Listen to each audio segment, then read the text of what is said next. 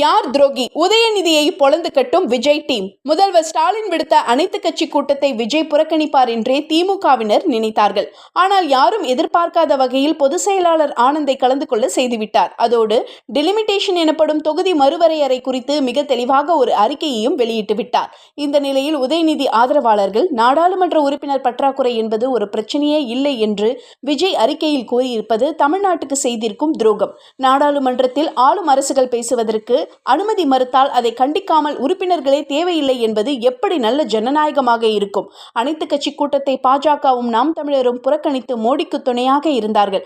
ஆனால் விஜய் கூட்டத்தில் பங்கேற்றுக் கொண்டே மோடிக்கு ஆதரவு தெரிவித்திருக்கிறார் என்று கண்டனம் தெரிவித்திருக்கிறார்கள். இதற்கு விஜய் ஆதரவாளர்கள் ஸ்டாலின் அழைப்பை ஏற்று கலந்து கொண்ட விஜயை பாராட்டுவதற்கு பதிலாக திமுகவினர் பயப்படுகிறார்கள் என்பது அப்பட்டமாக தெரிகிறது.